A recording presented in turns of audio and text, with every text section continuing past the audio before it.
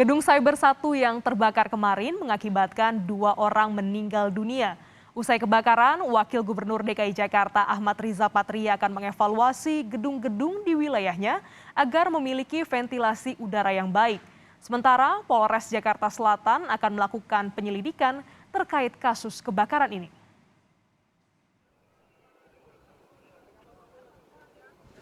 Gedung Cyber 1 di Jalan Kuningan Barat, Mampang, Jakarta Selatan terbakar kemarin.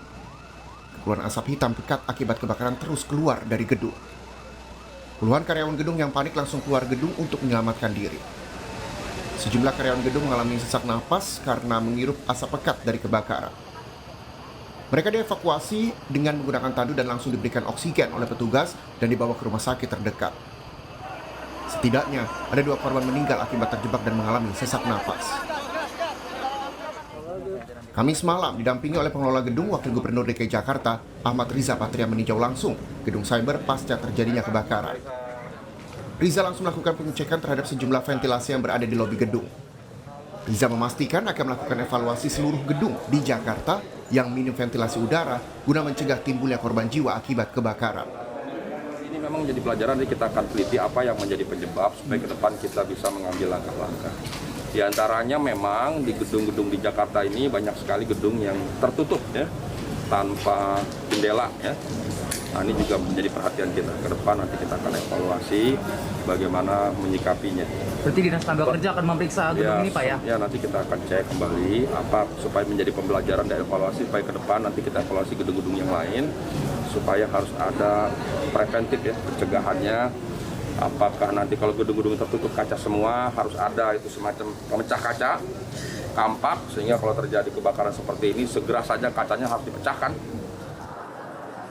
Polres Jakarta Selatan akan mengumpulkan bukti dan keterangan sejumlah saksi guna mengetahui penyebab pasti terjadinya kebakaran.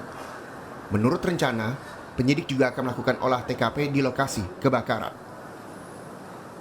Kejadian kebakaran ya, yang mana di lantai 2 daripada gedung cyber tersebut terlihat dari luar dan sekeliling keluar asap tebal.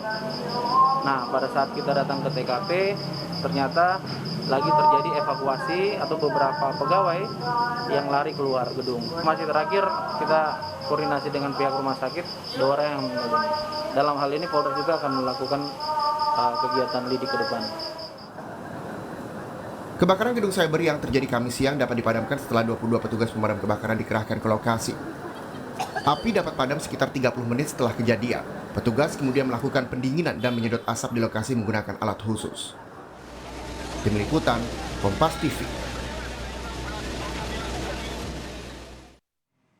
Informasi terkini kita bergabung dengan jurnalis Kompas TV Niputu Trisnanda di Gedung Cyber 1 Jakarta Selatan.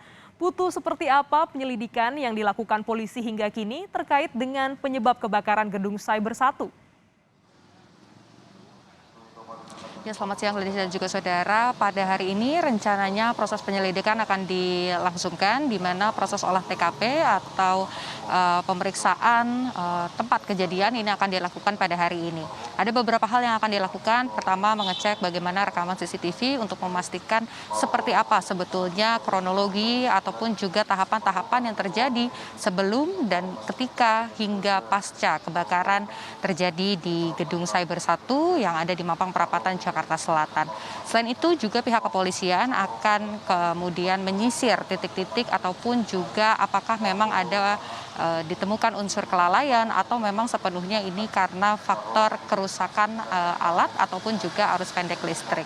Tadi juga kami pantau sudah ada beberapa pihak dari Puslap Polri yang tiba di lokasi sekitar pukul 10, kemudian juga ada dari Dinas Pemadam Pemerintah Provinsi DKI Jakarta yang juga tiba di lokasi untuk kemudian memeriksa kembali, menyisir kembali lokasi kejadian kebakaran. Dan juga beberapa saksi seperti misalnya petugas ataupun juga pegawai yang ada di lokasi, kemudian juga pihak pengelola gedung ini nantinya juga akan dimintai keterangan untuk memenuhi ataupun juga melengkapi proses penyelidikan yang dilakukan oleh pihak kepolisian. Dari tadi pagi sampai dengan saat ini memang proses pemeriksaan ini masih dilakukan, di mana area di lantai 2 ini masih disterilkan atau tidak boleh ada pihak yang masuk sebelum proses penyelidikan ini dilakukan. polis line ataupun juga garis polisi ini masih terpasang sehingga tidak ada aktivitas sama sekali yang dilakukan di lantai 2, baik itu perbaikan sistem ataupun juga proses pembersihan lokasi. Glenis. Lantai 2 masih steril, lantas bagaimana dengan aktivitas gedung hingga siang hari ini? Mengingat sejumlah perusahaan ada di gedung Cyber 1 ini.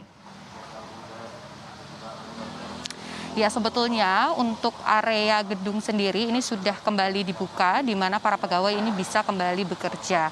Ada beberapa lantai yang sudah mulai kembali bekerja seperti misalnya dari lantai 3, 6, 7 sampai dengan lantai 11 ini sudah mulai beroperasi. Tetapi memang karena asap yang cukup pekat pada Kamis lalu ini mengakibatkan area gedung ini juga masih memiliki aroma asap yang begitu pekat. Bahkan dari titik saya berdiri sekitar 200 meter dari pintu masuk pun ini masih tercium aroma tersebut. Kemudian juga proses bersih-bersih ini juga sudah dilakukan, tetapi memang disarankan dari pihak pengelola untuk kemudian tidak melakukan aktivitas terlebih dahulu sampai area gedung ini benar-benar bersih, untuk kemudian memperhatikan juga kesehatan para pegawai.